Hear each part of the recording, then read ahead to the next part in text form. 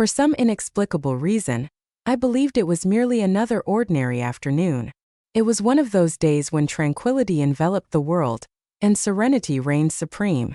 After a long day at work, fatigue enveloped me, prompting the decision to indulge in a soothing hot bath. The soothing warmth of the water enveloped me, while the gentle steam transformed the modest bathroom into a cocoon of comfort and security. Little did I know that in mere moments, my entire existence would be irrevocably altered. The silence within the house was unsettling. The faint murmur of the television drifted in from the adjacent room, where my sister Vanessa's mother was likely engrossed in her beloved program. For a few days now, my nephew Vanessa has been residing with me. He tends to be a reserved and well-behaved young man. Despite his kindness, an elusive quality about him consistently stirred a sense of unease within me, though I could never quite identify what it was. As I sank further into the bath, the soothing warmth enveloped me, easing the tension in my muscles. I shut my eyes and released a deep, weary sigh. The week had been tumultuous, leaving me yearning for a respite, a moment to escape and let the burdens fade away. However, the moment I closed my eyes, a gentle rustling noise drifted in from next door. Initially, it didn't seem significant to me. I initially dismissed it as the house settling or a draft causing the windows to rattle, but then it came again. A subtle footfall that suggested someone was creeping toward the bathroom. I stood still, my heart racing as I strained to catch every sound.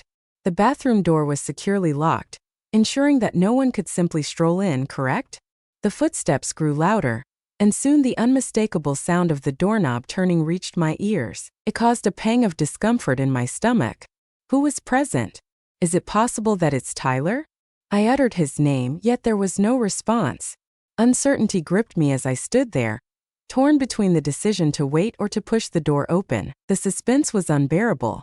The water, once a balm to my senses, now felt constricting as my thoughts spiraled in a frantic dance. Were they the subjects of a prank, or was there something far more sinister at play? In that moment, I caught the gentle, intimate sound of Vanessa's voice softly calling out to me, "Aunt," he murmured with such quietness that his words barely reached my ears. A shiver coursed through me. Yet, what compelled him to whisper? He had never sounded quite so remarkable before. My heart raced, and I endeavored to maintain my composure, despite the sudden weight of the air, thick with tension. That was the knowledge I sought. At long last, I emerged from my confines. "What is it, Vanessa?" Despite the slight tremor in my voice, he finally broke the silence after a lengthy pause. "I find myself in need of you." His tone lacked the innocent curiosity typically found in a child's request. It took on a more urgent tone, almost as if it were begging. As I inhaled deeply, my fingers clenched the porcelain, gripping the edge of the tub with a sense of urgency. Were my thoughts spiraling out of control, or had Vanessa's demeanor taken a turn for the worse? "Enter." I finally spoke, breaking the silence that hung in the air. As I pivoted, my gaze fell upon him, poised in the threshold, his diminutive silhouette swallowed by the brilliance behind him. The door creaked open, revealing what lay beyond. I recognized him as my beloved nephew, yet there was an unsettling quality in his gaze. They seemed more shadowy, as if he were concealing a secret. I blinked, caught in a moment of uncertainty, unsure if it was merely fatigue or an overactive mind at play. Yet, as he approached, I noticed something that sent a shiver down my spine. His face contorted, not in a playful manner, but in a way that was entirely unfamiliar and novel. Aunt Vanessa murmured something softly. Just when I believed you would take notice, he inched nearer to the rim of the tub. "Your schedule is perpetually full, yet I find myself in need of your presence at this moment." His manner of speaking was unsettling, and his words seemed to lack coherence. A wave of nausea washed over me as I realized that the boy before me was neither my cousin nor the familiar face I once knew. This was no mere child's play. My thoughts urged me to take action, yet my body remained still. As Vanessa drew nearer, his fingers brushed against my shoulder, and his breath, icy and unsettling, sent a shiver coursing through me. I yearned to create distance between us, yet I found myself unable to do so. He spoke in an oddly serene and unwavering tone. "I knew you'd eventually see it too. I refused to part ways with you at this moment." The atmosphere was charged with such intensity that each breath felt like a struggle. What was unfolding? What prompted Vanessa to behave in such a manner? Was he merely engaging in a ruse, or had he undergone a transformation? Maintaining my composure proved to be a daunting task, as fear and confusion enveloped me. A sense of unease permeated the air. To escape, I had to step out of the bathroom. Though my body urged me to rise and flee, I found myself rooted in place, unable to budge. Vanessa drew closer, his face mere inches from mine. As his presence grew closer, chilling the air around me, he murmured it once more, his voice barely audible. "I long to be near you." There was an unmistakable chill in the air the moment his voice reached my ears. His words flowed with a mesmerizing cadence, yet they lacked any trace of affection or warmth. Rather, there was an odd tranquility that defied all logic. In that instant, it dawned on me that this was far from an ordinary family moment. It transcended the simple joys of familial affection or the carefree laughter of youth. This was a far more dreadful occurrence. My mind was a whirlwind of questions. What caused such a rapid transformation in him? What was happening with him? Is it possible that I overlooked something earlier that I ought to have noticed? In my quest to unravel the complexities surrounding me, a chilling realization crept in.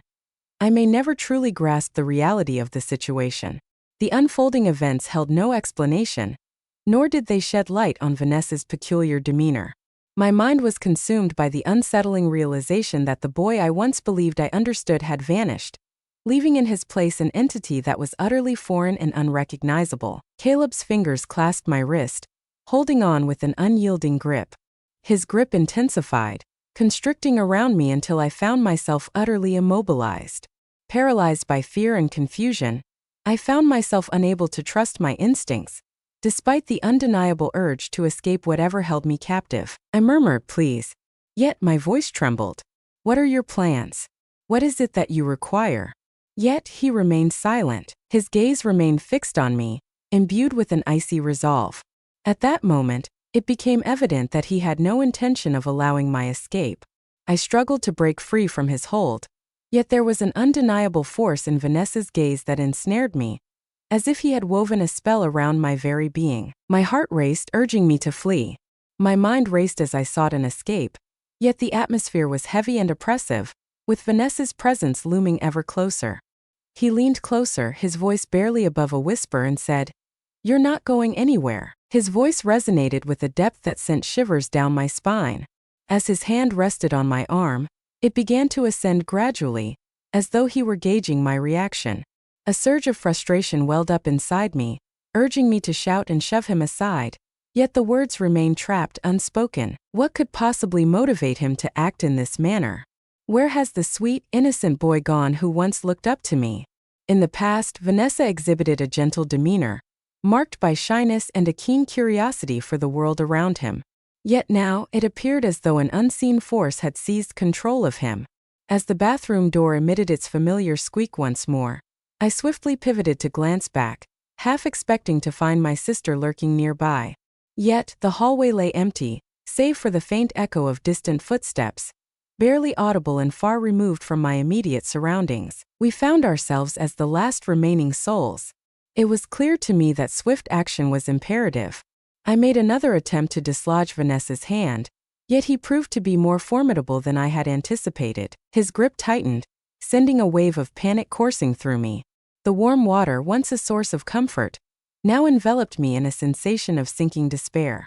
Vanessa drew closer, his icy breath brushing against my neck. He spoke in a hushed, unsettling tone, declaring, "You're mine now, and you always have been." I have been anticipating your comprehension of his words. It sent a chill down my spine, enveloping me like a dense, oppressive shadow. It had transcended the realm of mere childhood amusement. It possessed an essence that was both shadowy and perilous. I inhaled sharply, my thoughts swirling with a flurry of inspiration. He wielded no influence over me. I found myself compelled to resist. Yet what was truly happening with him? As I gazed upon his face, I searched for a trace of the nephew I once cherished, the boy who laughed, played, and eagerly requested bedtime tales. Yet, all that met my eyes was the visage of a distant, calculating stranger. My mind drifted to the small shampoo bottle perched on the rim of the tub. In a moment of impulse, I seized it and hurled it toward Vanessa. It struck him squarely in the chest, momentarily shattering his concentration. In that fleeting moment, I recoiled from him and ascended from the tub, yet the water churned violently, and my legs felt feeble. "Don't run away from me," Vanessa exclaimed, his voice laced with anger. As he advanced, his gaze illuminated by a fierce, fresh brilliance, I recoiled, gripped by a paralyzing fear. He had transcended mere intimidation. He sought to inflict pain upon me. My mind was a whirlwind, desperately seeking an escape route. I found myself unable to linger in the bathroom, yet the thought of venturing into the rest of the house felt equally perilous. What if he pursued me? What if I lacked the strength to halt him? Fear gripped me tightly as I clutched a towel, wrapping it around myself in a futile attempt to find solace. Yet, the comfort I sought eluded me, leaving me just as vulnerable as before. Vanessa's resolve was unmistakable as he advanced another step in my direction. In his eyes, fear found no refuge. Instead, there lay a chilling, unfeeling mastery. I pleaded softly, my voice trembling. "This does not reflect who you are. I'm at a loss for what has taken hold of you." Vanessa remained silent when I implored him to cease. As he reached out once more, his grip on my arm was so fierce that I feared it might shatter before I could escape. In that instant, the overwhelming grip of fear was nearly unbearable. It appeared as though my words fell upon deaf ears. The boy I once knew seemed to have vanished, replaced by a shadowy and perilous presence. Suddenly, a memory resurfaced within me. It lingered in the distance, barely perceptible, yet it appeared to unlock the mysteries of the unfolding events. Reflecting on the peculiarities of Vanessa's recent behavior, I recalled the whispers of strange dreams and an unsettling shift in his demeanor. Though these changes had sparked conversation, they were largely dismissed in the moment. At last, everything falls into place. He had not merely experienced a fleeting moment. Something peculiar had transpired within him. I found it necessary to depart. I needed to persevere through this challenge. I strained to catch my sister's words filtering through the door, yet the distance rendered me powerless to assist. Only Vanessa and I stood in the midst of this battle. My strength stemmed from my fear. I was compelled to battle regardless of the circumstances. With every ounce of strength I possessed, I wrenched my arm away from Vanessa's hold. As I shoved him away, a fleeting sense of liberation washed over me. In an instant, he leaped ahead with a swiftness that took me by surprise. His hand encircled my wrist, drawing me back toward him with a strength that seemed almost otherworldly. I seized the shampoo bottle once more, wielding it like a weapon, and struck it against his face in a desperate attempt to disorient him, hoping to create an opening for my escape. He faltered, a flicker of confusion crossing his face, but soon his gaze sharpened, igniting with an even more chilling resolve. "What compels you to resist?" Vanessa inquired. His voice held an unusual tranquility, as if he were reprimanding me. "You've been marked just like me. I've always trusted you more than anyone." His grip on me loosened slightly, and I seized that fleeting opportunity. I leaped from the tub, securing a towel snugly around my form, dismissing the chill of the air that enveloped me. My legs trembled, yet a surge of adrenaline coursed through my veins. My heart raced as I sprinted toward the bathroom door. I found myself compelled to let him be on his own. The burden of what had overtaken Vanessa was more than I could bear alone. As I flung the door wide, my sister stood there, drawn in by the commotion. Her expression was one of fear, yet I found myself without the luxury of time to offer an explanation. Time slipped away, leaving no room for words. "Brandon!" I called out, but by the time I turned back, he had vanished. The bathroom appeared untouched, as if nothing had transpired within its confines.